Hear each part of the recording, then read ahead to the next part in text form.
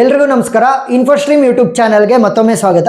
ಈ ವಿಡಿಯೋದಲ್ಲಿ ನಾವು ಇನ್ನೊಂದು ಪ್ರಾಬ್ಲಮ್ ಅನ್ನ ಡಿಸ್ಕಸ್ ಮಾಡ್ತಾ ಹೋಗೋಣ. ಇನ್ಫಿಕ್ಸ್ ಇಂದ ಯಾವ ರೀತಿ ಪೋಸ್ಟ್ ಫಿಕ್ಸ್ ಗೆ ಕನ್ವರ್ಟ್ ಮಾಡೋದು ಅಂತ.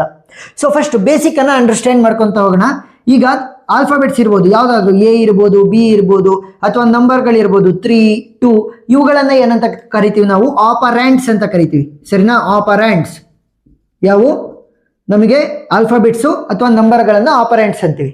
ಅವುಗಳ ಮಧ್ಯೆ ಏನಾದ್ರೂ ಪ್ಲಸ್ಸು, ಮೈನಸ್ಸು, ಮಲ್ಟಿಪ್ಲಿಕೇಶನ್ನು, ಡಿವಿಷನ್ನು ಈ ತರ ಇವುಗಳನ್ನ ಯೂಸ್ ಮಾಡಿದ್ರೆ ಏನಂತ ಕರಿತೀವಿ? ಅವುಗಳನ್ನ ಆಪರೇಟರ್ಸ್ ಅಂತೀವಿ. ಪ್ಲಸ್ಸು, ಮೈನಸ್ಸು, ಮಲ್ಟಿಪ್ಲಿಕೇಶನ್ನು, ಡಿವಿಷನ್ನು, ಎಕ್ಸ್ಪೋನೆನ್ಷಿಯಲ್ಲು, ಡಾಲರು, ಪ್ಯಾರಂಥಿಸಿಸು ಎಲ್ಲವನ್ನು ಕೂಡ ನಾವೇನಂತ ಕರಿತೀವಿ? ಆಪರೇಟರ್ಸ್ ಅಂತ ಕರಿತಾ ಹೋಗ್ತೀವಿ. ಸರಿನಾ? ಆಪರೇಟರ್ಸ್ ಅಂದ್ರೇನು, ಆಪರೆಂಡ್ ಅಂದ್ರೇನು ಅಂತ ಗೊತ್ತಾಯ್ತು. ಈಗ ಆಪರೇಟರ್ದು ಪ್ರಿಸಿಡೆನ್ಸ್ ಅನ್ನ ನೋಡ್ತಾ ಹೋಗ್ಬೇಕು. ಯಾರಿಗೆ ಜಾಸ್ತಿ ಪ್ರಿಫರೆನ್ಸ್? ಫಸ್ಟ್ ಪ್ಯಾರಂಥಿಸಿಸ್ ಅಥವಾ ಬ್ರಾಕೆಟ್ಸ್ ಅಂತ ಕೂಡ ಕರಿಬಹುದು.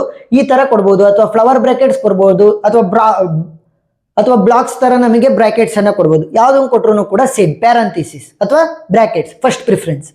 ನೆಕ್ಸ್ಟ್ ಎಕ್ಸ್ಪೋನೆನ್ಷಿಯಲ್ ಅಥವಾ ಡಾಲರ್ ಸಿಂಬಲ್ ಅನ್ನ ಕೊಡ್ಬೋದು. ಎರಡೂ ಕೂಡ ಸೇಮ್. ಗೊತ್ತಾಯ್ತಾ? ಎಕ್ಸ್ಪೋನೆನ್ಷಿಯಲ್ ಅಂದ್ರೂ ಸೇಮ್, ಡಾಲರ್ ಅಂದ್ರೂ ಕೂಡ ಸೇಮ್. ಕನ್ಫ್ಯೂಸ್ ಆಗಕ್ಕೆ ಹೋಗ್ಬೇಡ್ರಿ. ಇಬ್ಬರಿಗೂ ಕೂಡ ಎರಡನೇ preference.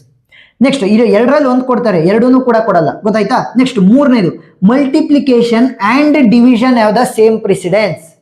Next plus and minus have the same precedence. So ಈಗ ನಿಮಗೆ ಕನ್ಫ್ಯೂಷನ್ ಆಗ್ಬೋದು. ಮಲ್ಟಿಪ್ಲಿಕೇಶನ್ ಡಿವಿಷನ್ ಸಪರೇಟ್ ಆಗಿ ಬಂದ್ರೆ ಓಕೆ, ಹೆಂಗೋ ಸಾಲ್ವ್ ಮಾಡ್ತೀನಿ. ಇಬ್ರು ಜೊತೆಗೆ ಬಂದ್ರೆ ಯಾರಿಗೆ ಪ್ರಿಫರೆನ್ಸ್ ಅನ್ನ ಕೊಡಬೇಕು? For example A plus B star D slash E. So ಈ ತರ ಒಂದು ಏನಾದ್ರೂ ಕೂಡ ನಮಗೆ ಇನ್ಫಿಕ್ಸ್ ಎಕ್ಸ್ಪ್ರೆಷನ್ ಅನ್ನ ಕೊಟ್ರೆ, ಇನ್ಫಿಕ್ಸ್ ಅಂತ ಅಂದ್ರೇನು? ಎರಡು ಆಪರೆಂಡ್ಗಳ ಮಧ್ಯೆ ಆಪರೇಟರ್. ಆಪರೆಂಡ್ ಅಂದ್ರೇನು? ನಂಬರ್ಸ್ ಇರ್ಬೋದು ಅಥವಾ ಆಲ್ಫಾಬೆಟ್ಸ್ ಇರ್ಬೋದು. ಸೊ ಅವುಗಳ ಮಧ್ಯೆ ಏನಾದ್ರೂ ಆಪರೇಟರ್ ಇದ್ರೆ ಅದನ್ನ ಏನಂತ ಕರಿತೀವಿ? ಇನ್ಫಿಕ್ಸ್ ಎಕ್ಸ್ಪ್ರೆಷನ್. ಎರಡು ಆಪರೆಂಡ್ ಮಧ್ಯೆ ಆಪರೇಟರ್, ಎರಡು ಆಪರೆಂಡ್ ಮಧ್ಯೆ ಆಪರೇಟರ್, ಎರಡು ಆಪರೆಂಡ್ ಮಧ್ಯೆ ಆಪರೇಟರ್. ಸೊ ಈಗ ಇದನ್ನ ನಾನು ಪೋಸ್ಟ್ ಫಿಕ್ಸ್ಗೆ ಕನ್ವರ್ಟ್ ಮಾಡಬೇಕಾದ್ರೆ ನನಗೆ ಪ್ರಿಫರೆನ್ಸ್ ಗೊತ್ತಾಗಬೇಕು. ಸೊ ಪ್ರಿಫರೆನ್ಸ್ ಅನ್ನ ನೋಡಿದಾಗ ಮಲ್ಟಿಪ್ಲಿಕೇಶನ್ಗೂ ಕೂಡ ಸೇಮ್ ಪ್ರಿಫರೆನ್ಸ್ ಇದೆ, ಡಿವಿಷನ್ಗೂ ಕೂಡ ಸೇಮ್ ಪ್ರಿಫರೆನ್ಸ್ ಇದೆ. ಸೊ ಈಗ ಏನ್ ಮಾಡೋದು ನೋಡಿ, ಇವರಿಬ್ರಿಗೂ ಕೂಡ ಸೇಮ್ ಪ್ರಿಫರೆನ್ಸ್ ಅಂತ ಅಂದಿದ್ದೀನಿ, ಒಂದೇ ಸಲ ಬಂದಿದೆ. ಏನ್ ಮಾಡೋದು? ಸಿಂಪಲ್. ಎರಡಕ್ಕೂ ಕೂಡ ನಾವು ಮಲ್ಟಿಪ್ಲಿಕೇಶನ್ ಡಿವಿಷನ್ ಜೊತೆಲಿ ಬಂದ್ರೆ, ಇಲ್ಲ ಪ್ಲಸ್ ಮೈನಸ್ ಜೊತೆಲಿ ಬಂದ್ರೆ ಲೆಫ್ಟ್ ಟು ರೈಟ್ ಅಸೋಸಿಯೇಟಿವಿಟಿನ ಫಾಲೋ ಮಾಡ್ತಾ ಹೋಗ್ತೀವಿ. ಅಂತ ಅಂದ್ರೆ ಸಿಂಪಲ್. ಲೆಫ್ಟ್ ಇಂದ ನಾವು ರೈಟ್ಗೆ ನೋಡ್ಬೇಕಾದ್ರೆ ಯಾರು ಫಸ್ಟ್ ಸಿಗ್ತಾರ ಅವರು. ಈಗ ಲೆಫ್ಟ್ ಇಂದ ರೈಟ್ಗೆ ನೋಡ್ತಾ ಹೋಗ್ಬೇಕಾದ್ರೆ ಪ್ಲಸ್ ಇದೆ, ಮಲ್ಟಿಪ್ಲಿಕೇಶನ್ ಇದೆ, ಡಿವಿಷನ್ ಇದೆ. ಸೊ ಪ್ರಿಫರೆನ್ಸ್ ಪ್ರಕಾರ ಮಲ್ಟಿಪ್ಲಿಕೇಶನ್ ಮತ್ತೆ ಡಿವಿಷನ್ಗೆ ಹೈಯರ್ ಪ್ರಿಸಿಡೆನ್ಸ್. ಸೊ ಈಗ ಇವರಿಬ್ಬರಲ್ಲಿ ಟೈ ಆಗುತ್ತೆ. ಯಾರನ್ನ ಯೂಸ್ ಮಾಡಬೇಕು ಪ್ರಿಫರೆನ್ಸ್ ಜಾಸ್ತಿಯಾಗಿ? ಮಲ್ಟಿಪ್ಲಿಕೇಶನ್. ಯಾಕೆ? ಲೆಫ್ಟ್ ಇಂದ ರೈಟ್ಗೆ ಹೋಗ್ಬೇಕಾದ್ರೆ ಫಸ್ಟ್ ಮಲ್ಟಿಪ್ಲಿಕೇಶನ್ ಸಿಕ್ತು. ನೆಕ್ಸ್ಟ್ ನಮಗೆ ಡಿವಿಷನ್ಗೆ ನಾವು ಪ್ರಿಫರೆನ್ಸ್ ಅನ್ನ ಕೊಡ್ತೀವಿ. ಆಮೇಲೆ ಪ್ಲಸ್ ಇದೆ, ಇಲ್ಲೊಂದು ಏನಾದ್ರೂ ಮೈನಸ್ ಜಿ ಅಂತ ಇತ್ತು ಅಂತ ಅನ್ಕೊಳ್ಳಿ. ಈಗ ಪ್ಲಸ್ ಮತ್ತೆ ಮೈನಸ್ ಇಬ್ರು ಕೂಡ ಬಂದಿದ್ದಾರೆ. ಯಾರಿಗೆ ಪ್ರಿಫರೆನ್ಸ್ ಅನ್ನ ಕೊಡಬೇಕು? ಲೆಫ್ಟ್ ಇಂದ ರೈಟ್ಗೆ ಹೋಗ್ಬೇಕಾದ್ರೆ ಫಸ್ಟ್ ಪ್ಲಸ್ ಇರೋದು. ಸೊ ಫಸ್ಟ್ ಪ್ಲಸ್ಗೆ ಪ್ರಿಫರೆನ್ಸ್, ಆಮೇಲೆ ಮೈನಸ್ಗೆ ಪ್ರಿಫರೆನ್ಸ್. ಸೊ ಇಷ್ಟು ಗೊತ್ತಿರಲಿ ಸಾಕು. ನಿಮಗೆ ಈ ಮೆಥಡ್ ಅಲ್ಲಿ ಏನು ಕೇಳಲ್ಲ, ನಿಮಗೆ ಕೇಳೋದು ಸ್ಟ್ಯಾಕ್ ಮೆಥಡ್ ಅನ್ನ ಯೂಸ್ ಮಾಡಿಕೊಂಡು ಸಾಲ್ವ್ ಮಾಡ್ರಿ. ಸ್ಟ್ಯಾಕ್ ಮೆಥಡ್ ಅಲ್ಲಿ ನಾವು ಇವಾಗ ಡಿಸ್ಕಸ್ ಮಾಡ್ತಾ ಹೋಗೋಣ. Very simple.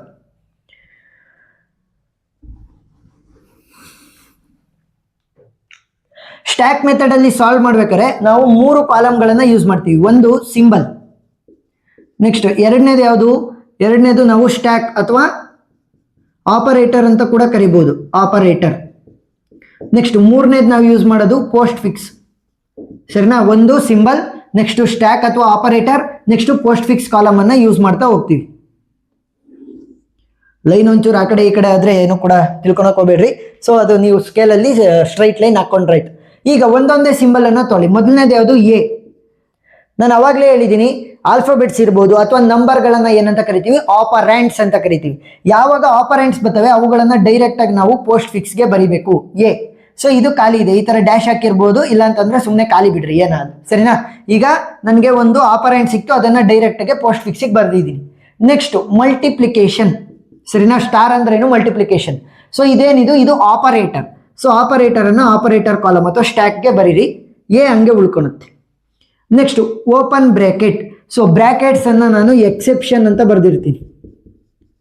ಸರಿನಾ? ಅದನ್ನ ಯಾವಾಗ ಸಾಲ್ವ್ ಮಾಡಬೇಕು ಅಂತ ಹೇಳ್ತೀನಿ, ಅಲ್ಲಿವರೆಗೂ ಸುಮ್ಮನೆ ವ್ಯಾಲ್ಯೂಸ್ ಅನ್ನ ಇನ್ಸರ್ಟ್ ಮಾಡ್ತಾ ಹೋಗ್ಬೇಕು. ಆಲ್ರೆಡಿ ನನಗೆ ಸ್ಟ್ಯಾಕ್ ಅಲ್ಲಿ ಮಲ್ಟಿಪ್ಲಿಕೇಶನ್ ಇತ್ತು, ಈಗ ಓಪನ್ ಬ್ರಾಕೆಟ್ ಅನ್ನ ನಾನು ಇನ್ಸರ್ಟ್ ಮಾಡಿದ್ದೀನಿ. ಸುಮ್ಮನೆ ಇನ್ಸರ್ಟ್ ಮಾಡಿ, ನಾನು ಯಾವಾಗ ಸಾಲ್ವ್ ಮಾಡಬೇಕು ಅಂತ ಹೇಳ್ತೀನಿ. ಸೊ ಪೋಸ್ಟ್ ಫಿಕ್ಸ್ ಹಂಗೆ ಉಳ್ಕೊಳ್ಳಿ. Next b. So b is an operand, ಸರಿನಾ? ನಂಬರ್ ಇರ್ಬೋದು, ಆಲ್ಫಾಬೆಟ್ಸ್ ಇರ್ಬೋದು, ಅವುಗಳು ಆಪರ್ಯಾಂಡ್ ಆಗ್ತವೆ. ಆಪರ್ಯಾಂಡ್ ಅಂತಂದ್ರೆ ಅದನ್ನ ಡೈರೆಕ್ಟ್ ಆಗಿ ನಾವು ಪೋಸ್ಟ್ ಫಿಕ್ಸಿಗೆ ಬರಿಬೇಕು. ಇಲ್ಲಿ ಹಂಗೆ ಉಳ್ಕೊಳುತ್ತೆ ಸ್ಟ್ಯಾಕ್ ಅಲ್ಲಿ ಅಥವಾ ಆಪರೇಟರ್ಸ್ ಅಲ್ಲಿ. Next plus is N operator ಅಲ್ವಾ? ಸೊ ಅದ್ರ ಹಿಂದೆ ಟಾಪ್ ಆಫ್ ದಿ ಸ್ಟ್ಯಾಕ್ ಅಲ್ಲಿ ನನಗೆ ಓಪನ್ ಬ್ರಾಕೆಟ್ ಇದೆ. ನಾನು ಹೇಳಿದ್ದೀನಿ ಎಕ್ಸೆಪ್ಷನ್, ನಾನು ಯಾವಾಗ ಹೇಳ್ತೀನಿ ಅವಾಗ ಮಾತ್ರ ಸಾಲ್ವ್ ಮಾಡಬೇಕು. ಸುಮ್ಮನೆ ವ್ಯಾಲ್ಯೂನ ಇನ್ಸರ್ಟ್ ಮಾಡಿ. ಮಲ್ಟಿಪ್ಲಿಕೇಶನ್ ಓಪನ್ ಬ್ರಾಕೆಟ್ ಪ್ಲಸ್ ಹಂಗೆ ಉಳ್ಕೊಳ್ಳಿ. ಸೊ ಎ ಮತ್ತೆ ಬಿ ಹಂಗೆ ಉಳ್ಕೊಂತವೆ.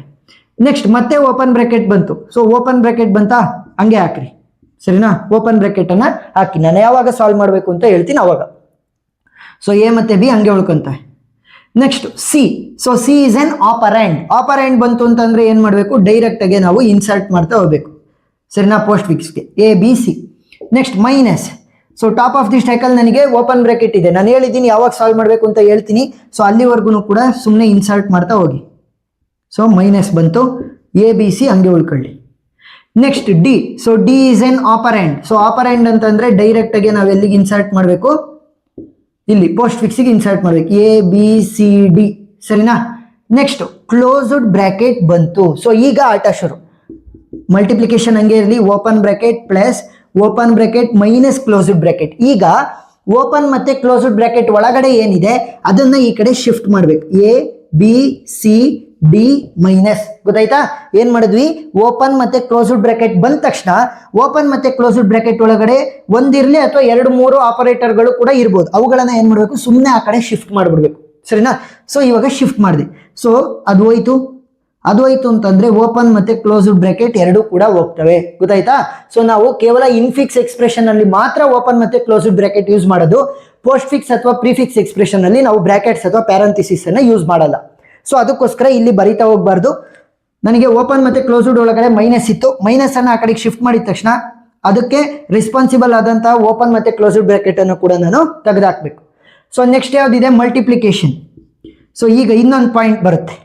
ನಾನು ಇನ್ಸರ್ಟ್ ಮಾಡ್ತಿರುವಂಥದ್ದು ಯಾವುದು? ಮಲ್ಟಿಪ್ಲಿಕೇಶನ್. ನನ್ನ ಟಾಪ್ ಆಫ್ ದಿ ಸ್ಟ್ಯಾಕ್ ಅಲ್ಲಿ ಏನಿದೆ? ಪ್ಲಸ್. ಸೊ ಪ್ಲಸ್ ಮತ್ತೆ ಮಲ್ಟಿಪ್ಲಿಕೇಶನ್ ನಲ್ಲಿ ನೀವು ನೋಡಿದ್ರೆ plus is having the less precedence than the multiplication. ಅಂದ್ರೆ ಹೊಸದಾಗಿ ಇನ್ಸರ್ಟ್ ಮಾಡ್ತಿರುವಂತ operator, new operator is having the more precedence than the top of the stack operator. Top ಅಲ್ಲಿ ಪ್ಲಸ್ ಇದೆ, ಇಲ್ಲಿ ಮಲ್ಟಿಪ್ಲಿಕೇಶನ್ ಅನ್ನ ಇನ್ಸರ್ಟ್ ಮಾಡ್ತಿರೋದು. ಸೊ ಹೊಸದಾಗಿ ಇನ್ಸರ್ಟ್ ಮಾಡ್ತಿರುವಂತ multiplication is having more precedence than the top of the operator plus. So ಅವಾಗ ಏನ್ ಮಾಡಬೇಕು? Keep as it is. ಅದೇ ಏನಾದ್ರೂ ಉಲ್ಟಾ ಆದ್ರೆ, ಫಾರ್ ಎಕ್ಸಾಂಪಲ್ ಹೊಸದಾಗಿ ಇನ್ಸರ್ಟ್ ಮಾಡ್ತಿರುವಂತಹ ಆಪರೇಟರ್ದು ಏನಾದ್ರೂ ಪ್ರೆಸಿಡೆನ್ಸು ಕಡಿಮೆ ಇದ್ರೆ ಟಾಪ್ ಆಫ್ ದಿ ಸ್ಟ್ಯಾಕ್ಗಿನ್ನ, ಅವಾಗ ಏನ್ ಮಾಡಬೇಕು? ಶಿಫ್ಟ್ ಮಾಡ್ತಾ ಹೋಗ್ಬೇಕು, ಸರಿನಾ? ಶಿಫ್ಟ್ ಮಾಡ್ಬೇಕು ಆ ಕಡೆಗೆ. ಅಂತಂದ್ರೆ ಫಾರ್ ಎಕ್ಸಾಂಪಲ್ ಏನಾದ್ರೂ ಕೂಡ ನಾನು ತೋರಿಸ್ತಾ ಇರೋದು ಎಕ್ಸಾಂಪಲ್ ಅಷ್ಟೇ.